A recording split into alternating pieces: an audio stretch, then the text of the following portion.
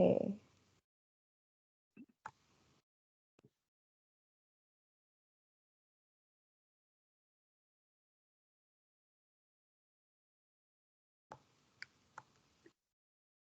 Can we see the slide all right? Yep, I can see it fine. Okay, perfect.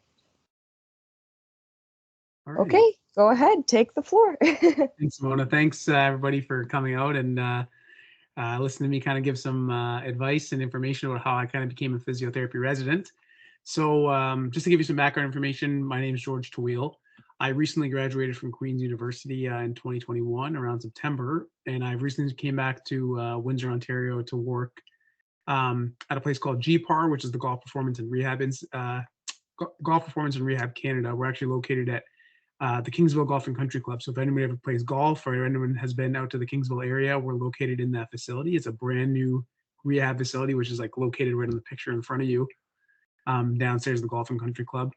I work with a team of rehabilitation therapists, including some chiropractors, massage therapists, and strength and conditioning specialists, as well as golf specific pros that help us out too. So we kind of have a really cool team going on.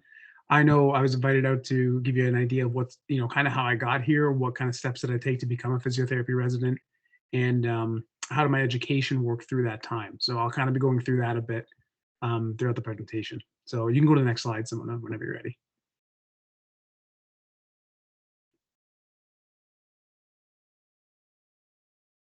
It's not wanting to go to the next one. Okay, there we go.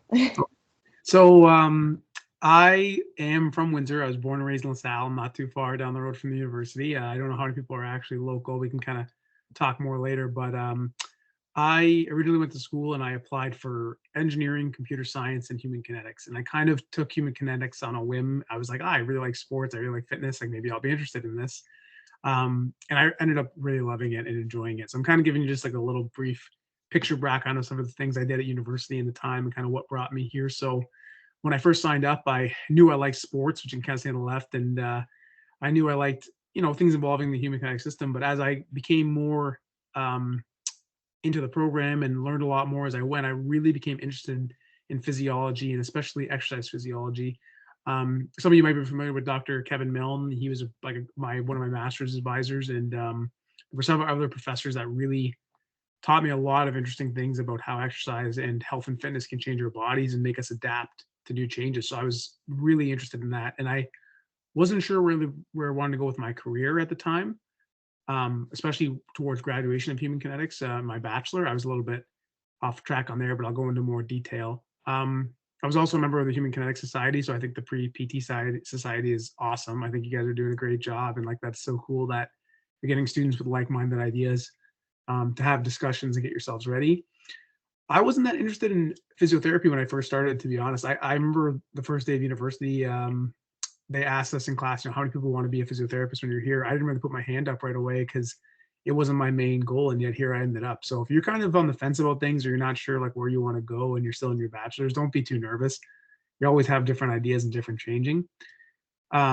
I also had a lot of opportunity to work with the University of Lancer's soccer team as a strength and conditioning coach as I transitioned from my bachelor to master's degree, and I'll kind of go over that in the next slide. But a lot of my time in bachelor's was hanging out with my friends, having a couple of drinks, just see on the right there, and learning as much as I could while I went to graduation. So I graduated from my bachelor's in 2016, and then I ended up thinking about what I was going to do for a job, and I was really into education.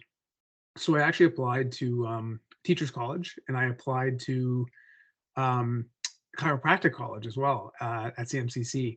I didn't get into CMCC. I'll kind of go through the process of applying for there too, and in case anyone's interested in chiropractic versus physiotherapy, which is always good to know, and kind of what goes on between the two professions and what are some of the differences. But I ended up actually wanting to go back for a master's, and I talked to Dr. Kevin Milne and ended up going for a master's there back at the University of Windsor. So you can go to the next slide. So one of the things I did with my master's, and this is one of the reasons why I started becoming more interested in physiotherapy, was that I actually did a research study based on injury risk in female athletes using what's called the hamstring to quadricep ratio. If you see the power picture on the left, upstairs in the Human Kinetics building, there's a dynamometer there. It basically measures angular velocity and force output over time. So you can actually control for angular velocity to make it an isokinetic exercise, and kind of see how much torque someone can implement on a device at the same velocity throughout the motion. I ended up using that to kind of try to determine a way to measure injury risk in female athletes at the time, and kind of went from there. So I had a really good time during my master's. Like I said, there's a picture of us at Minneapolis at ACSM, and eventually I graduated in 2018. But in that time, I was able to work as a strength and conditioning coach with the women's soccer team. I worked on some injury rehab stuff for the men's soccer team, and started becoming a lot more invested in injury rehabilitation and strength and performance after graduating. So you can go to the next slide. So once I graduated, I went, what's next? You can hit next, Simona, because there's gonna be a lot of animations. I realize you're controlling it, so I might be saying next quite a bit here. So when I graduated from my master's, I was really had the mindset of wanting to be a professor. I was really interested in research. I really wanted to do teaching of some variety. And so I was looking around for different places to go to, like to do a potential PhD. I hadn't really thought about physio school at the time. I was just interested in kind of going that route. So I ended up applying to the University of Waterloo. They had a position for a PhD open, but it ended up being a lot of biochemistry, like a lot more biochemistry than I thought. So if you hit the next slide,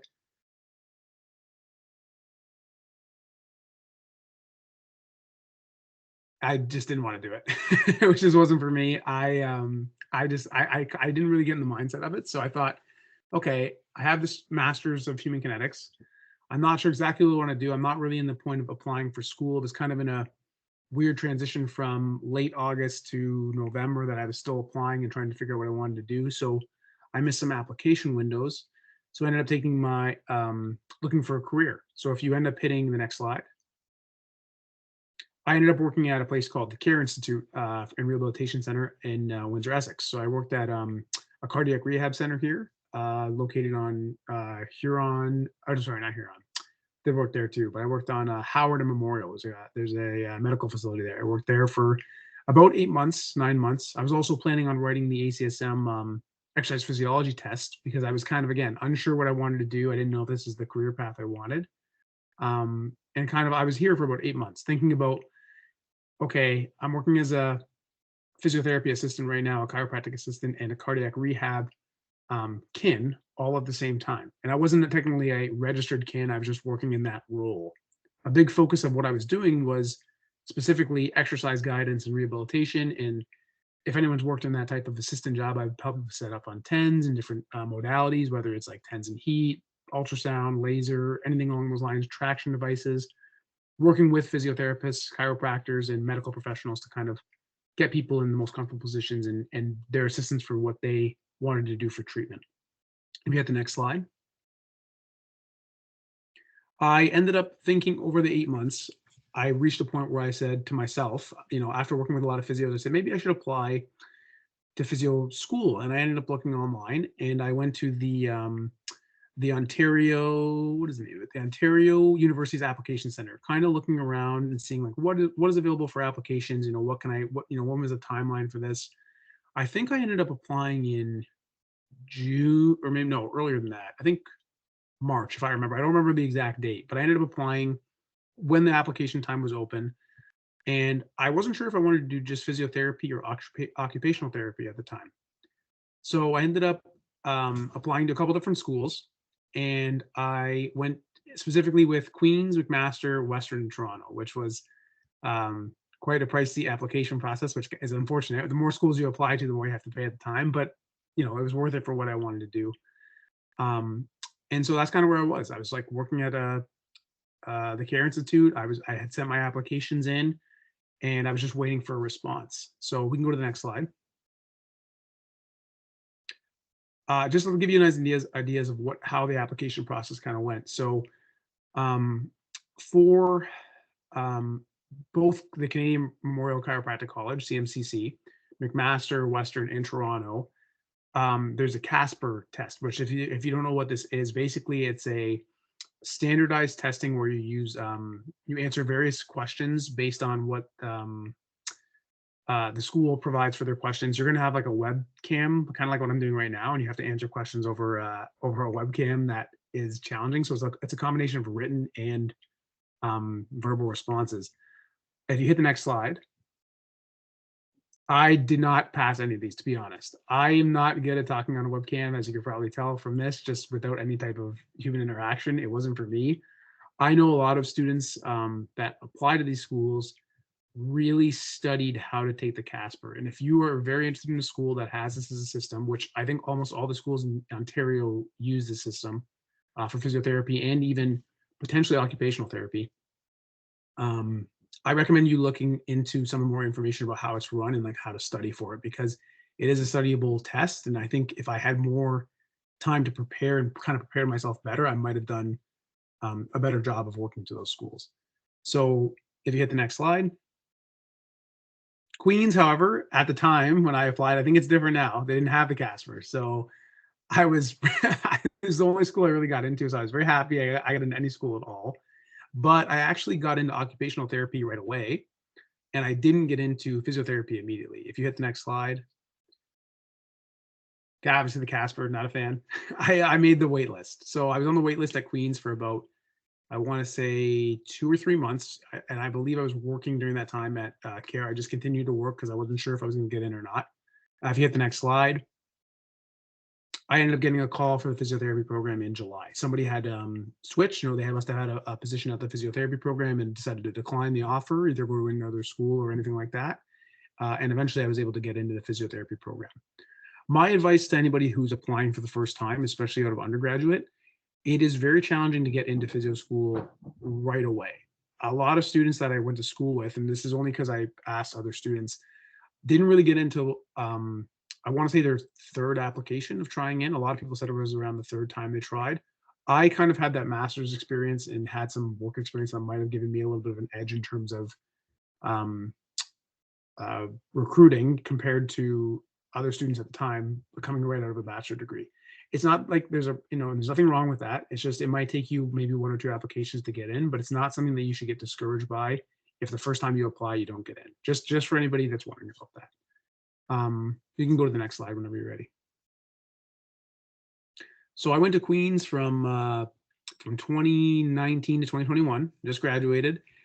You learn a lot of stuff at Queens. For those of you that don't know kind of what physiotherapy school courses are generally based around, I'll give you a kind of a quick description. So you have your baseline anatomy. If you kind of look on the left there, I'm going to go left to right. You have your modality classes, which kind of teach you, the typical physiotherapy modalities, what's used, what's some of the research behind it. You also learn about both peripheral and axial joints and manipulations and things along those lines, and mobilizations. So you learn how to both diagnose and treat different conditions of the spine and the entire peripheral body. That's part of what physiotherapy is. A big component of physiotherapy that people might not realize you have to learn about. A lot of people, I think, especially students coming out of school, realize there's a lot of musculoskeletal information. It's a lot of physiotherapy's offices are based like that.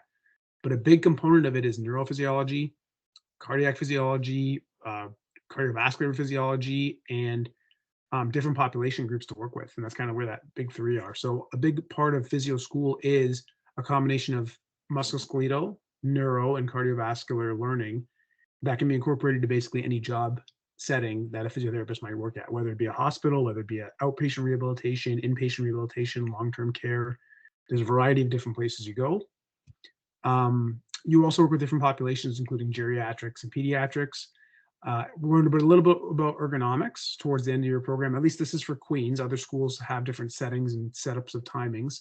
And we learned a little bit of business at Queens. Not every school in Ontario teaches you a little bit about the business side of things for physiotherapy, but we were lucky enough to have at least one course there. To give you a little bit more about kind of the schooling at Queens, if you go to physiotherapy university in Ontario, the guidelines basically specify that you need 5 placements throughout your time there. We ran 5 6-week placements.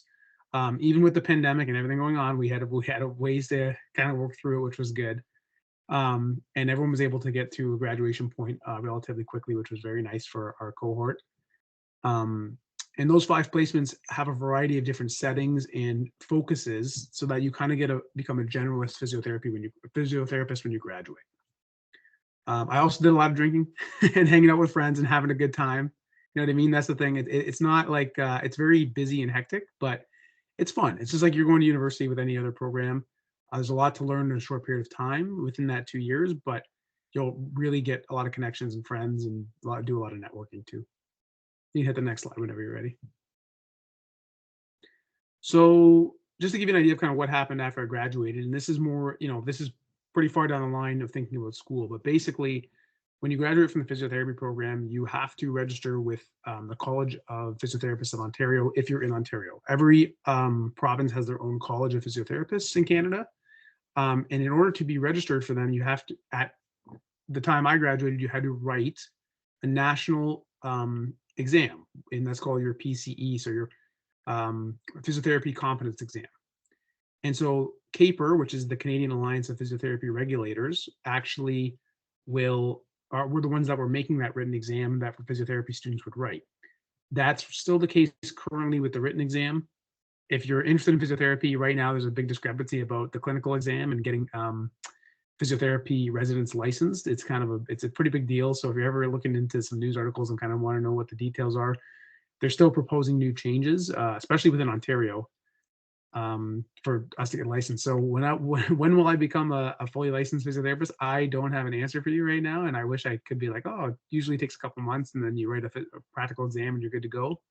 But the pandemic has really changed, so we can talk about this more afterwards. But that's something to keep in mind when looking at physio school as well. That this part of that graduation may change over time. A couple other places to note are the Ontario Physiotherapy Association and Canadian Physiotherapy Association.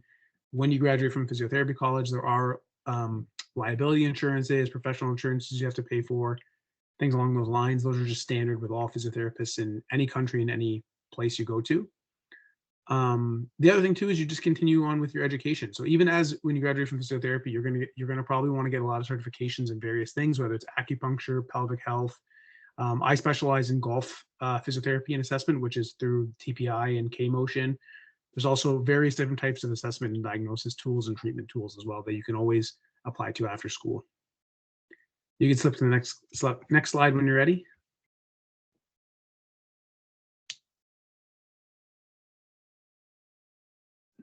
So normally you'd be able to complete the exam. This is kind of what I was saying, but right now it's taking a little long time. You can skip ahead, Simona. Sorry about that. And yeah, and I was kind of saying at this beginning, after school, after working at Queens, after going through the whole application process and everything, getting to where I am, I'm currently working in Kingsville area at the Golf Performance and Rehab in Canada. I've taken other courses with Titleist Performance Institute and K Motion to do golf specific analysis, working hopefully with the Canadian PGA and Kingsville Golf and Country Club to provide a number of rehabilitation services and things. We have an interprofessional team we work with. I'm really enjoying my career so far. It's kind of building from the ground up, which is different. So if anybody has any questions about, where to start, what to work for, what to do, we can always talk about that and discuss later. And you can skip ahead whenever you're ready.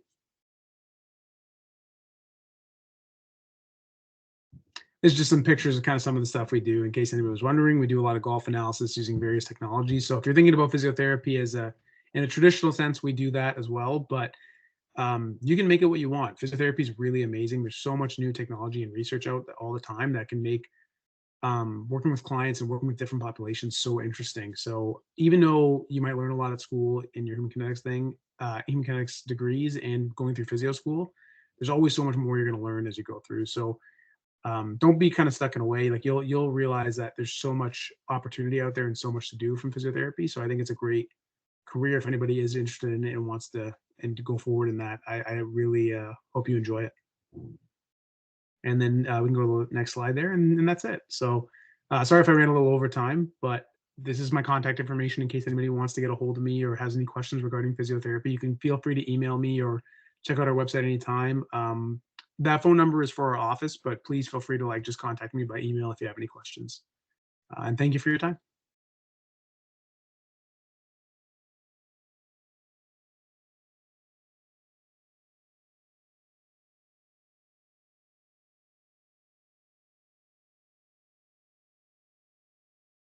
Okay, well, thank you so much for the presentation. That was super helpful. I believe we all got some valuable information from that for sure. So thank you again. And now we're going to open the time to any Q&As. If anyone has any questions for George at all, feel free to pop it in the chat or unmute yourself, turn on the camera, totally up to you.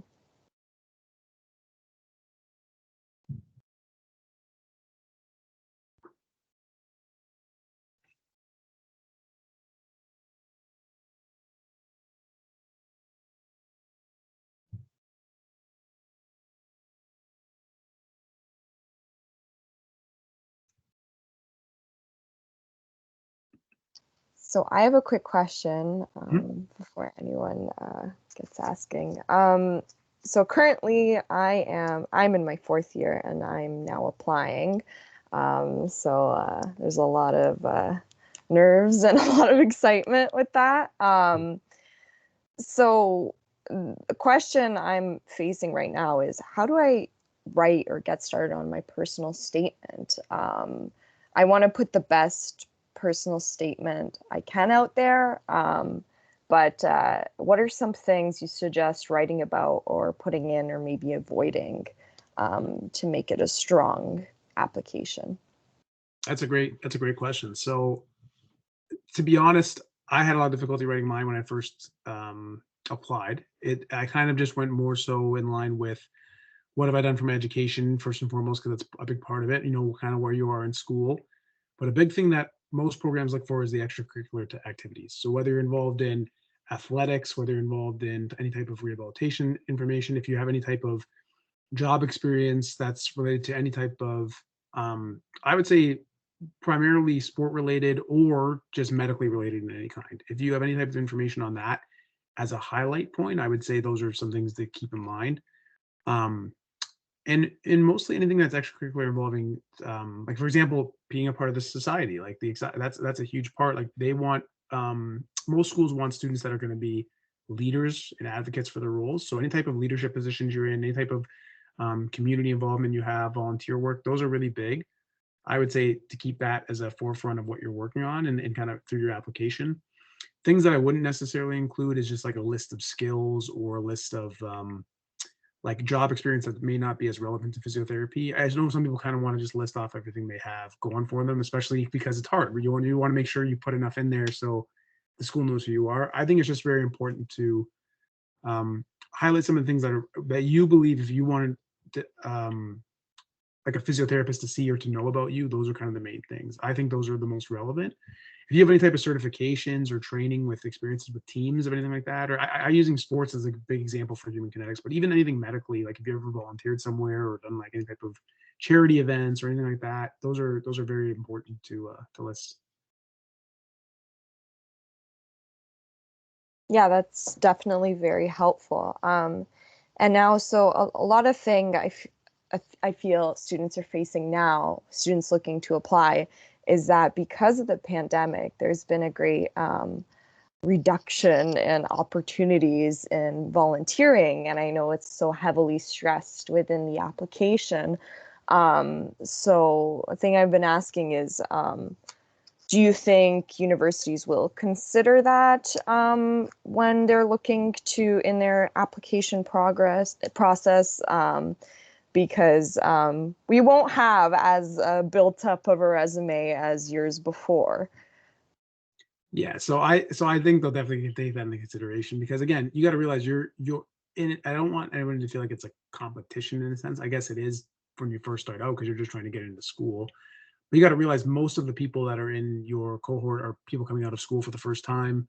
They're all applying around the same point, and a lot of people, like you said, don't necessarily have a lot of stuff going on with the pandemics, but and how we've had to been through quarantine and everything else. But again, you're all kind of on the same plane.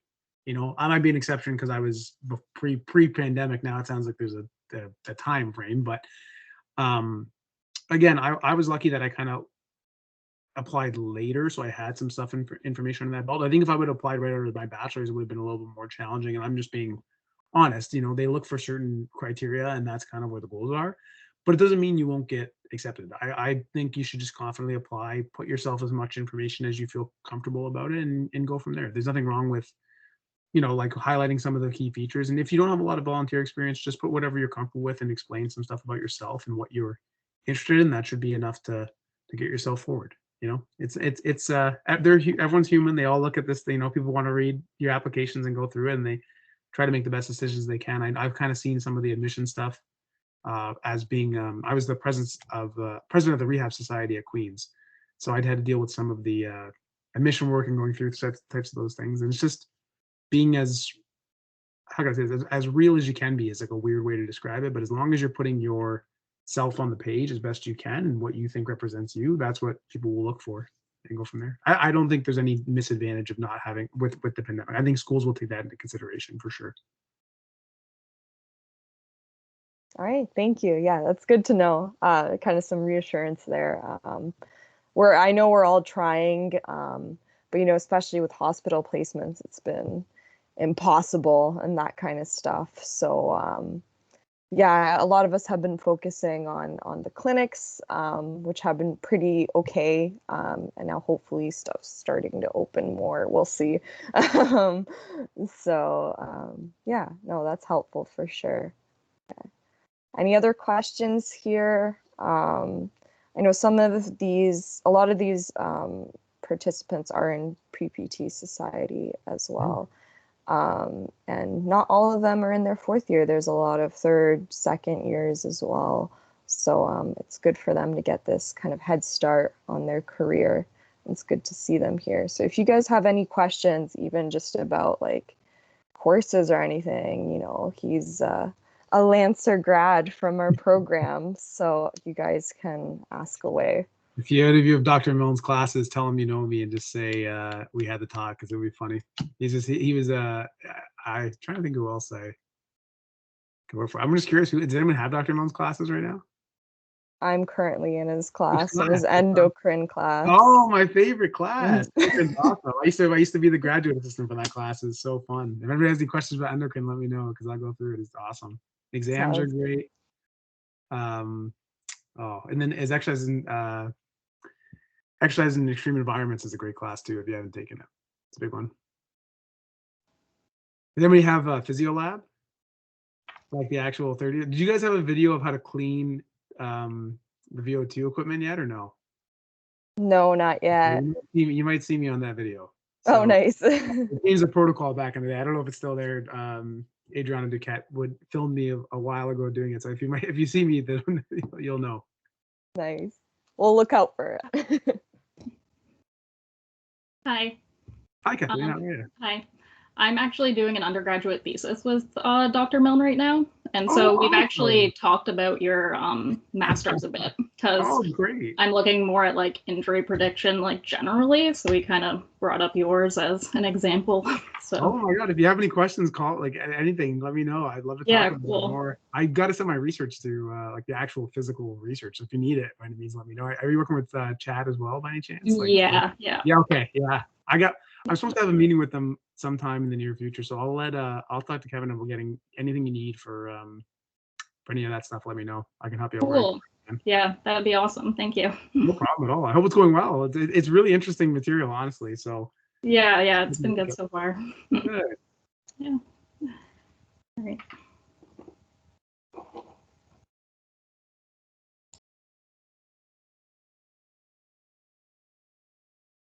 Don't be afraid to ask any questions, guys. Either. I don't know if it's just hard to think of questions, but if you want to know anything about school, if you want to know anything about applying, if you want to know anything about like after working, feel free. I'm not, nothing.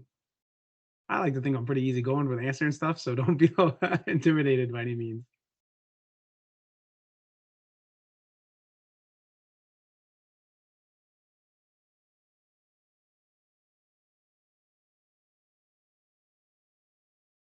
I have another question. Yeah, please.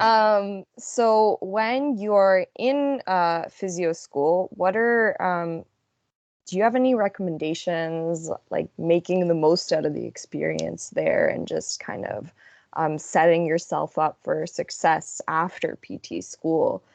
Some things to look out while you're in school. For sure. I would definitely say I'll give you a couple things to know as undergraduates going into a physio school, and then like as someone who's progressing through it, kind of where to be. So definitely know your anatomy. That is probably the number one thing that everyone will tell you, like when they're like as a graduate going from year 1 to year 2, is because the biggest jump for most students that come from any program, whether it's like human kinetics related, whether it's any type of program, because they take students from any university undergraduate programs. It doesn't necessarily have to be human kinetics. It's a big gap in anatomy. People that had to really learn it for the first time through going to physio school, it was really challenging for them to get a hang of things, and it goes quickly. Like 2 years is not a long time for any program, and you learn a lot of physiology and anatomy in your courses in the first semester or two, and so it's a kind of a big jump. The big thing that's going to make you stand out to be successful are your placements. And so, like I was saying, you have 5-6 week placements. This is at least from Queen's side of things. It might be a little different with changes from the pandemic, but I think they're trying to go back to the same system.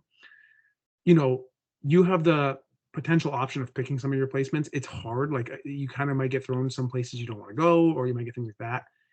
The biggest thing I can say is make the most of it. It's again, it's a little bit long term from like now, because until you're getting the program, you kind of want to see how things go. But even if you have a placement you're not necessarily 100% happy with, you can learn so much just like by what to do and what not to do, and then like what and kind of find your style of what you want. So if I had to recommend a student in physiotherapy how to make yourself successful, it's try to find placements that you think you want to go to for your actual career, and then get involved as many extracurriculars as you can. Like for me, I was a big part of society. It was really fun because I got to meet a lot of people, be involved with a lot of stuff at the school that I was with, and then network with professionals like to make events.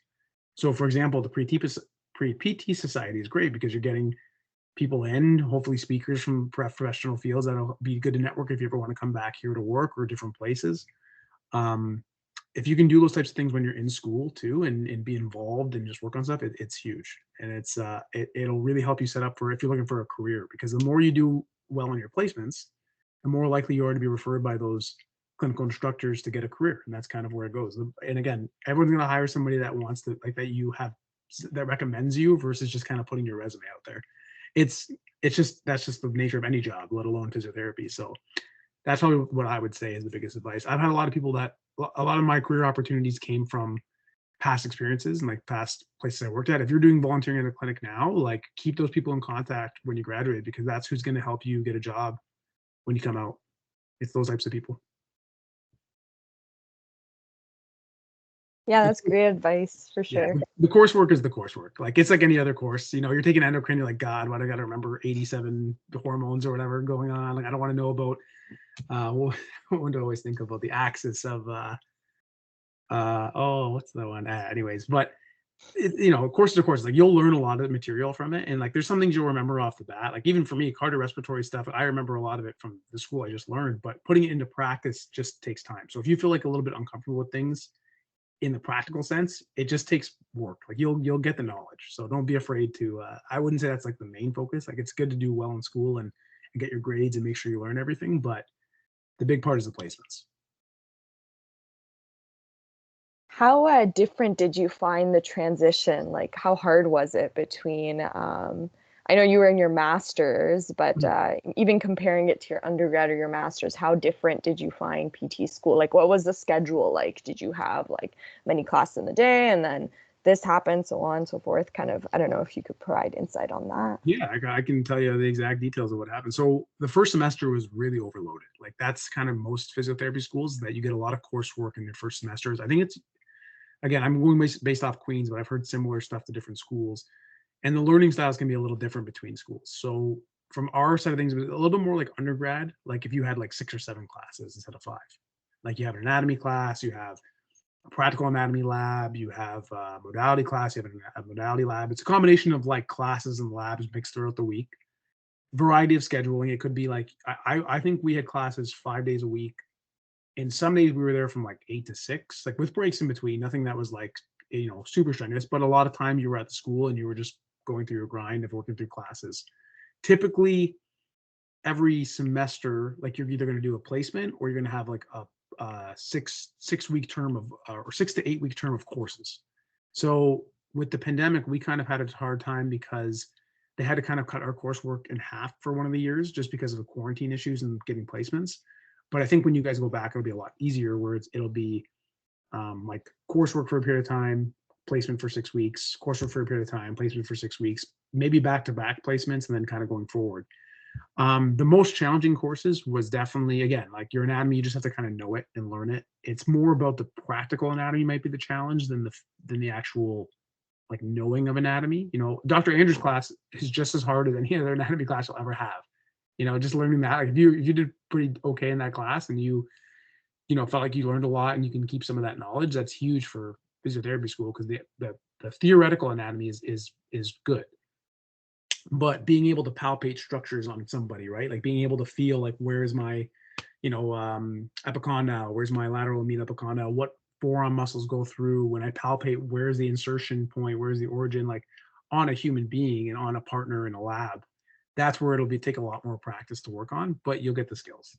And that's where the long nights happen though. You know, you're with your friends, you're like, which forearm muscle is the most proximal or whatever, and you're kind of just giving quizzes and doing different testing, and there'll be long nights, but it'll be all worth it. It'll be fun. Yeah, for sure. No, that's great to know. Another question I have, if unless anyone wants to interject and say their question. I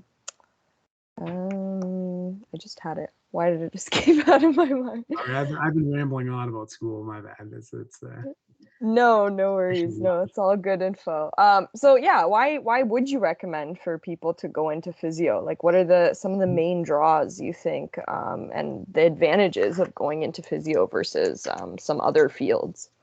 I'll give you some of the differences between chiro, physio, and occupational therapy, just because they're similar in nature and even akin. So, for example, being a registered kin out of school, there's a lot you can do, and a lot of things similarities cross over. The biggest difference between, I'd say, physiotherapy, chiro, and occupational therapy, between that and a kinesiologist, is like the level of assessment detail and conditions you might work with. So I feel like like kinesiology itself, you're doing the registered exam and you're not really getting like the assessment and diagnosis knowledge of various conditions to the degree you would at physio school, chiro school, or occupational therapy.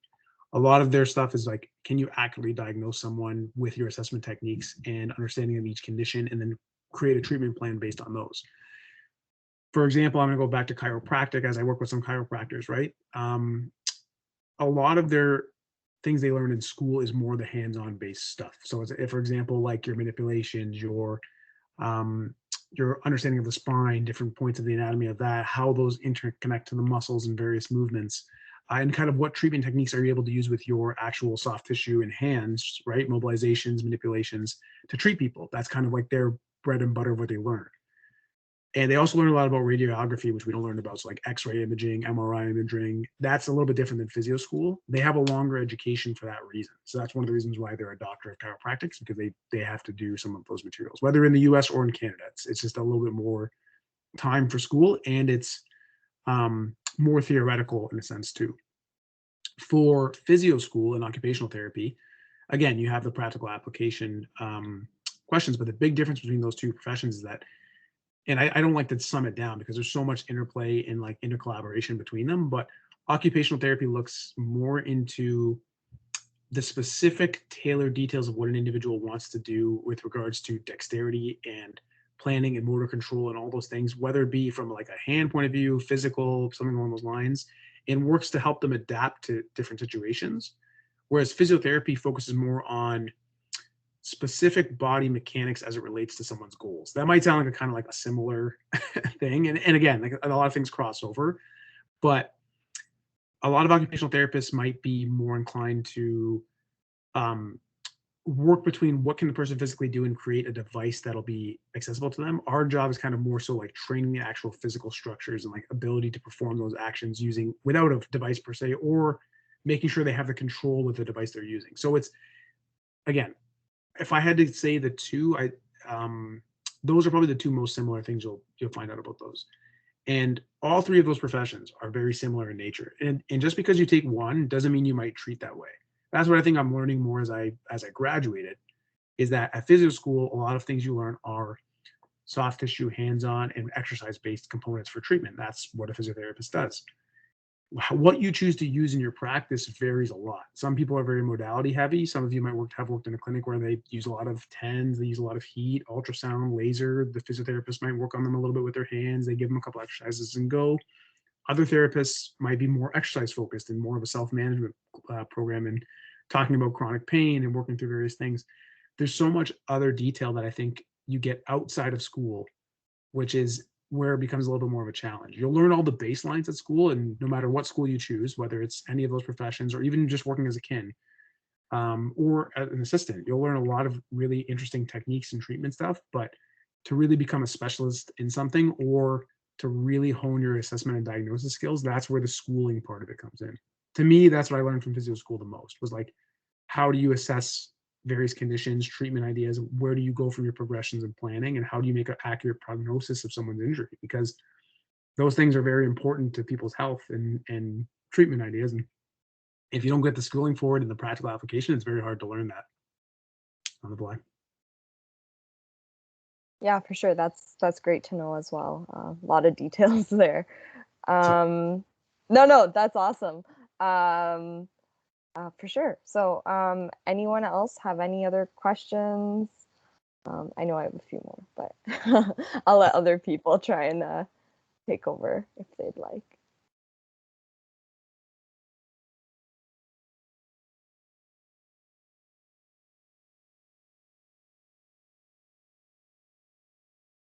Are you guys done midterms now? It's around that time, right? It's like close to midterms, not done midterms. Second round starting now. Oh, it never ends. It's never ends. Round, they have like 2 weeks, and then you're like, okay, I'm back now to midterms. Don't be too stressed about midterms. Go enjoy. It's a beautiful day today. Go outside, go exercise, go move around. Oh, question. Hi. Sorry. I just had a question in regards to like whether or not when you're applying to schools, the classes that you take, if they like really look at like, let's say like I'm an endocrine with like Milne right now, would that make like a difference in my like do they look at that and say like, oh, this person has this like experience in this, rather than like, I don't know, like just the prerequisites, I guess, if that makes sense? No, that makes complete sense. That's a great question. Okay. So, from what I understand, from the admission side of things, I think they do partially look at those things for an individual case. I think it comes a lot more to, like you said, prerequisites and grade point average is kind of the first barrier. Like if you can get through that barrier, then you're in this probably bigger application pool of people that made it there. And then from there, they go, okay, how do we round out the class in our program? So a lot of times it's not so much that like they look specifically at various courses. They might look at like a combination of things. They might look at various courses, but a big part of physiotherapy, and I think a lot of schools admission programs, is they try to round out their classes so they come from a variety of places and different backgrounds. So like for us, for example, we had several students that didn't even come from a kinesiology background. I would say majority did, but we had students like from journalism, from like previous music backgrounds. They had an involvement in types of things that were interested in physiotherapy, like whether it be volunteer or working somewhere, and they applied. I don't think a lot of them made it on their first application. I'm guessing just based on that. I think you're more likely to get in with the type of education you're describing and the courses you're describing. Like if you have that knowledge, they'll take that into consideration. Is it like the end all be all? No. You know what I mean? So if you're missing a couple classes, like if you don't have like, for example, like physiology 6 from Windsor, like is that going to break your thing? Not necessarily. But I think it is important, like those give you a good background as to education purposes too. In terms of application, like in the admission part of it, I'm not 100% sure if like that's a big factor or not. I think it does play some small factor, but not as much as I think that it would cause you to like to not get in or get in based on one course. All right. Thank you so much. No problem. Great question. Again, I wish I had more. I should talk to the the admin. I know I worked with them at Queens. I'll ask. I'll send you guys a message if I find out.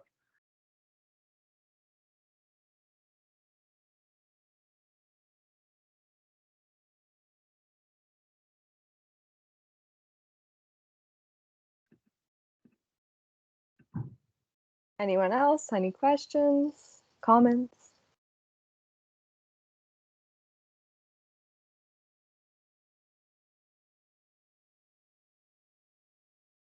So I have another quick question. Please continue.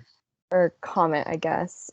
So I was volunteering as a PTA in a clinic in Windsor, and speaking to the physiotherapist there, I know there's a big issue with I know getting scripts from doctors helps a lot, and getting images, like any imaging done from doctors helps, and physios don't have the ability to actually order an MRI, let's say, or order an x-ray or so on and so forth. And I believe the physiotherapist mentioned there was a sort of push to get physios to have those capabilities to be able to kind of write those prescriptions out. I don't know if you have any information or any insight on that you could provide. But yeah, I thought that was interesting that physios don't have that capability, yet it's super important in their field. That's a really great question, to be honest. And that's something that's like a global physio question, and especially within Canada. So a big difference to what we're saying that now is that you're right, for sure, 100%. Doctor scripts and imaging, physiotherapists cannot request either, like officially. You have to ask the patient or a client to go get a script from their doctor regarding imaging. You can send a doctor a message saying, I think there'd be a good idea to get this person imaging based on my assessment findings, but you can't necessarily have them go directly to the imaging center. So a big push that physiotherapists, like the College of Physiotherapy, physiotherapists as a whole in Canada are trying to push towards, is that if we have that ability, it kind of takes away the need to go see a doctor for those things. So as most people probably in Windsor and most places in Canada know, our medical system is very backed up, and things take a lot of time, especially MRIs, especially imaging. And one problem with that is that sometimes there's a combination of both over imaging, where people image kind of everything, and a lot of doctors, they don't really know what they want to do, and they want to just make sure they have the proper care for the person, so they'll get them an imaging.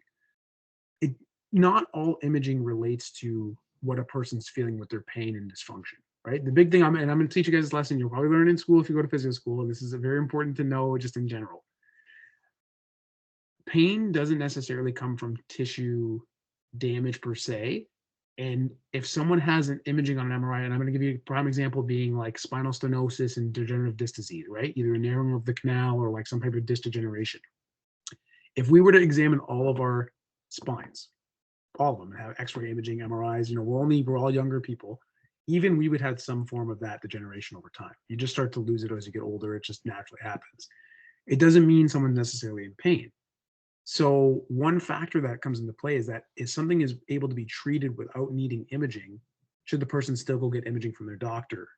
And is it better to go to a physiotherapist as a primary care resource to do an assessment, to then say, okay, this is not a person that is a candidate for imaging?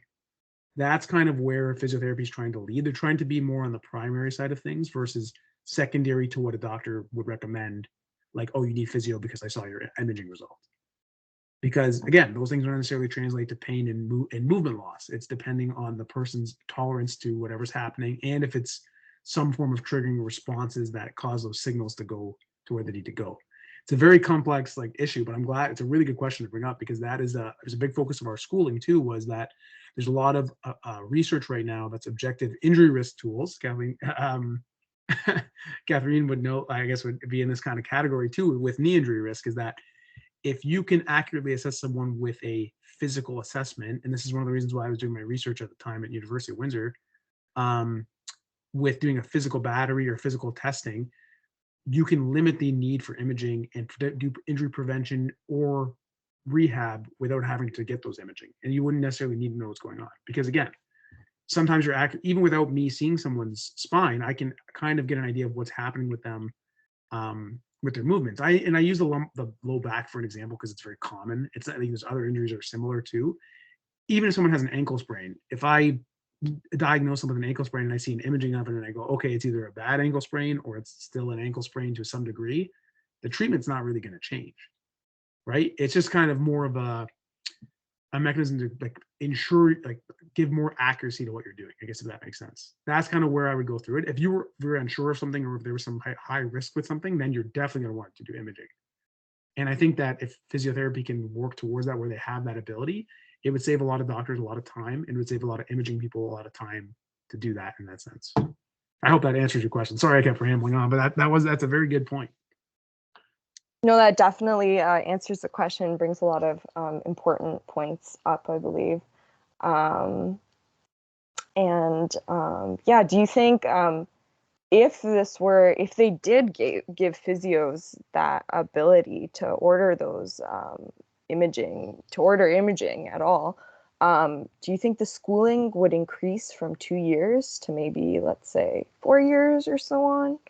Yeah, that's a great question. So I don't know if anyone's looked at physiotherapy schooling in different countries, but a lot of Canada's one of the only places in the world that has a 2-year program for a master's of physical therapy.